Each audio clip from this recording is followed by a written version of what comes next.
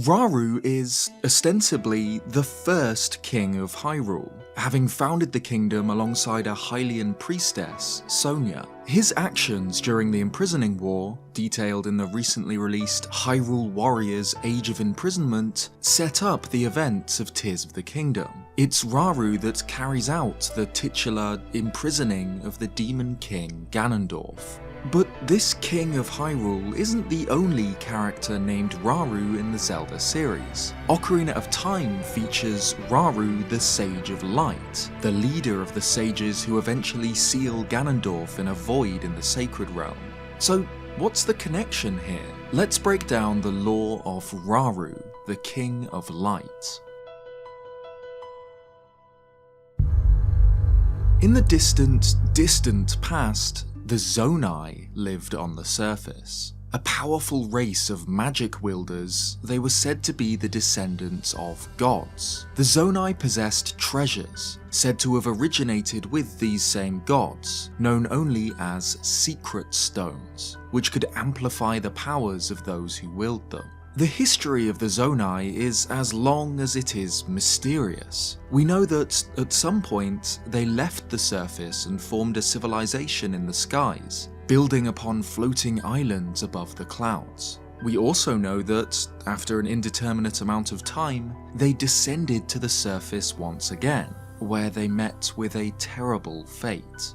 See, the Zonai had used their power and wisdom to build many wonders, such as the elemental temples, which could control and temper the environment surrounding them, and the constructs, autonomous machines which would do their bidding. While most of these constructs lacked a mind of their own, and would simply carry out the tasks they were assigned, this wasn't the case for all of them.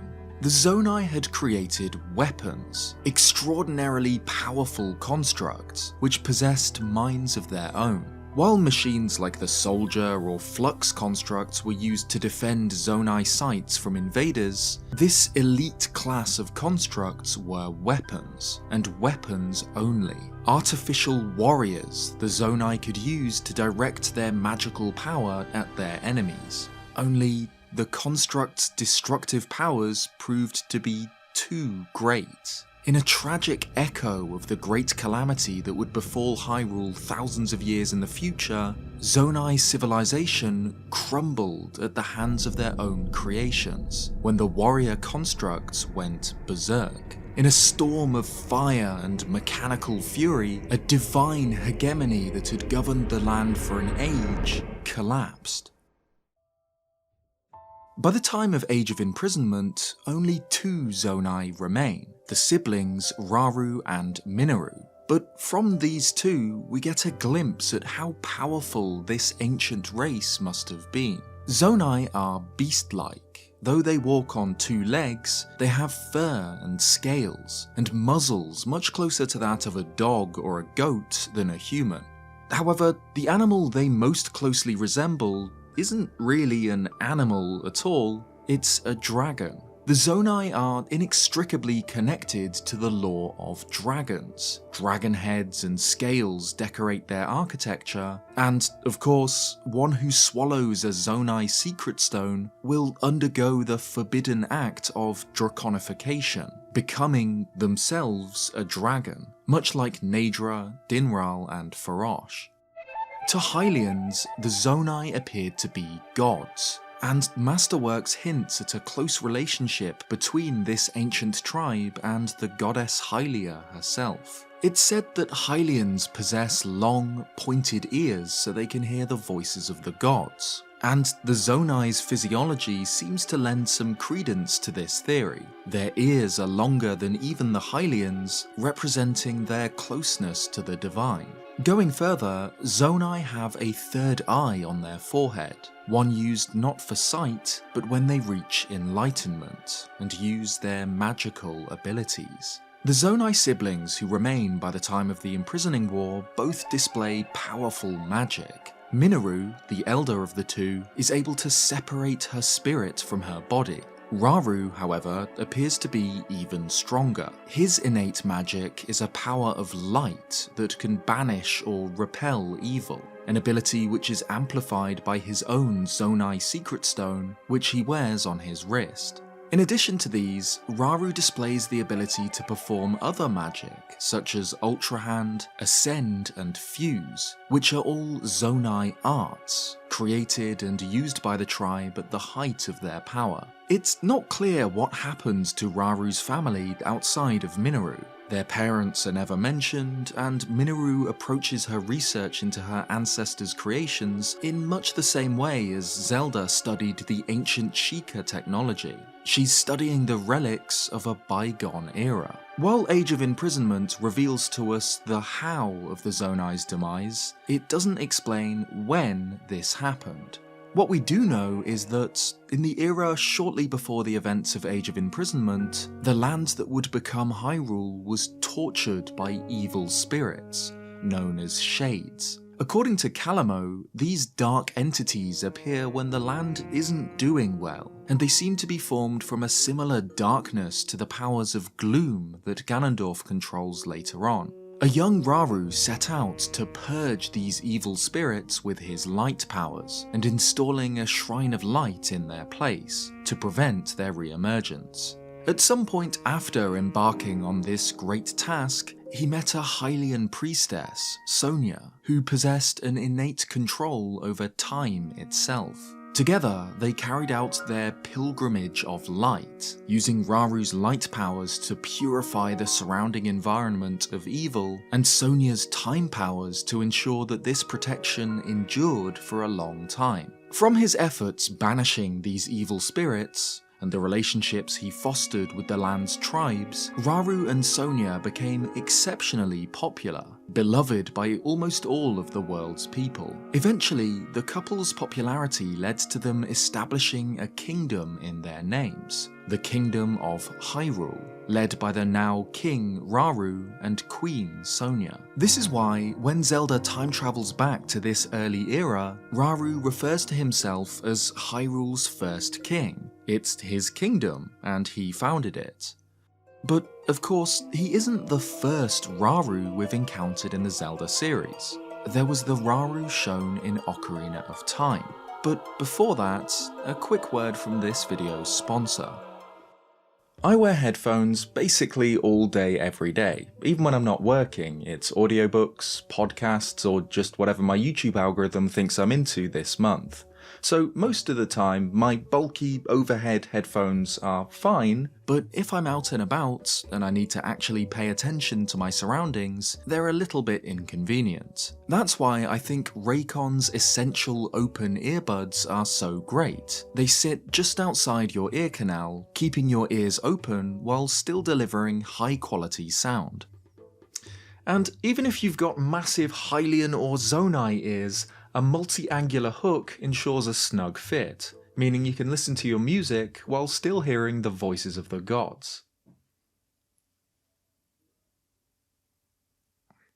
They're lightweight, comfortable, and have a really solid battery life. So, considering that they're delivering comparable audio to brands twice as expensive, what's not to love? Black Friday's around the corner, and Raycon audio products are up to 30% off site-wide. Whether you're looking for your new everyday go-tos, or getting ahead on gifts, head to buyraycon.com/ZelticYT Open to grab yours today. That's buyraycon.com/ZelticYT Open. Thanks so much to Raycon for sponsoring and making this video possible.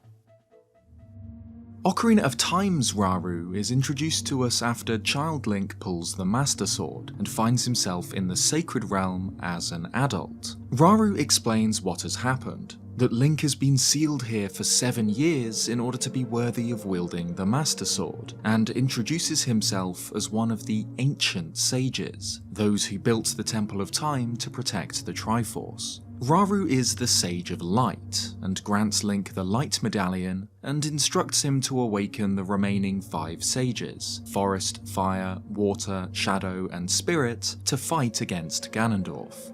Despite his importance, Rauru is one of the most mysterious characters in Ocarina of Time. His backstory is left extremely ambiguous, but the similarities to Tears of the Kingdom's King Rauru are more than just his name. Both are the leaders of groups of sages, and both represent the element of light. In fact, this connection is referenced in King Rauru's design. The pendant he wears around his neck closely resembles the face of Ocarina of Time's Rauru, with the white stones forming his mustache. Now, I'm not going to get lost in the timeline placement of King Rauru's Hyrule. That's something that deserves a full discussion in a later video. For now, I'll just explain the 3 most likely possibilities, as I think they give us the same answer as to who Hyrule's first king really is.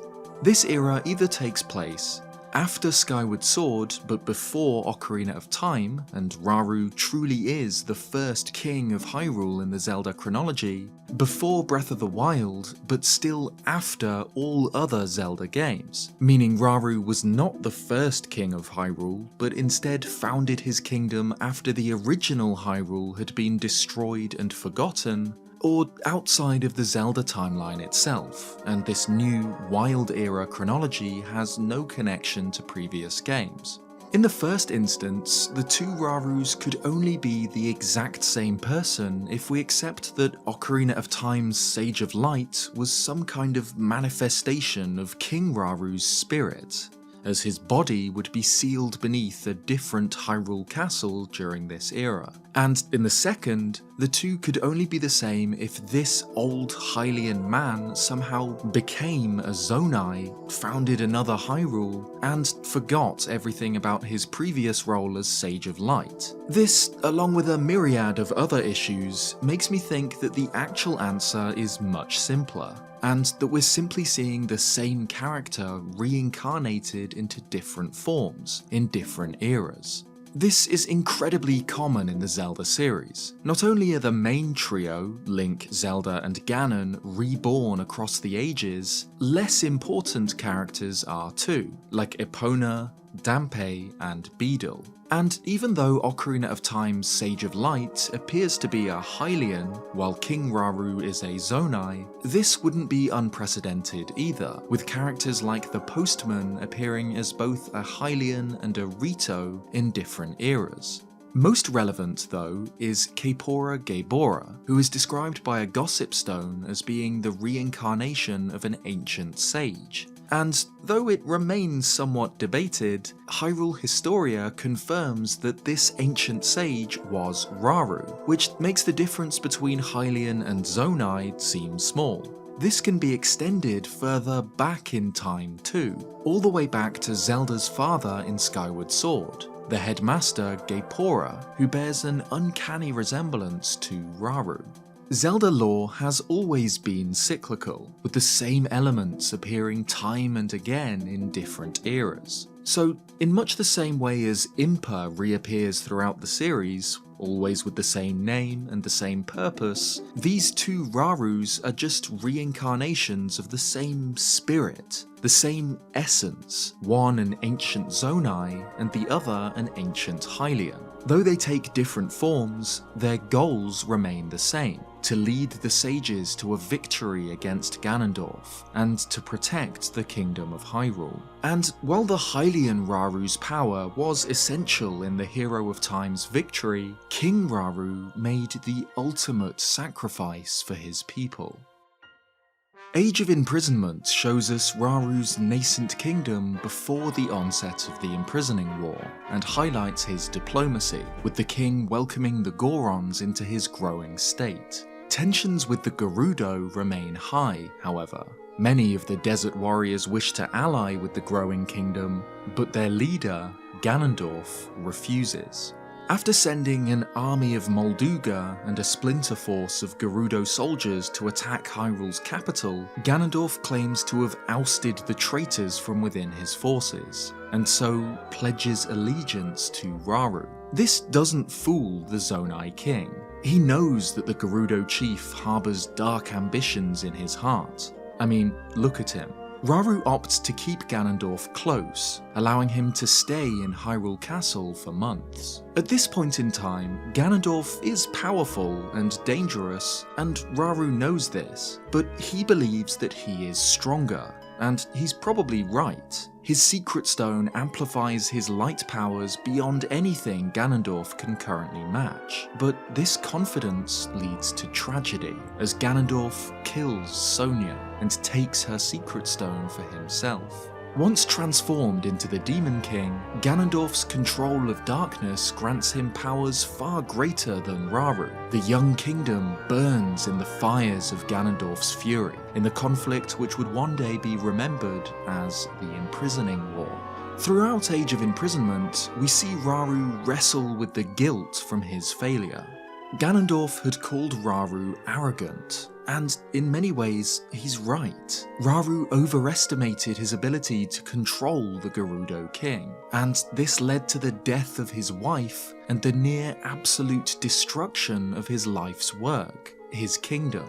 But he would atone for his mistakes. In the darkest hour of the Imprisoning War, Rauru and his sages set a trap. They pulled back into the depths, into a subterranean Zonai ruin deep below Hyrule Field. To the Demon King, this seemed like a retreat, but it was a feint. This ruin was one of many Zonai structures that could strengthen Rauru and Zelda's powers of light. And so, even when the Demon King proves to be too powerful even for the combined might of the sages to defeat, Rauru has a plan.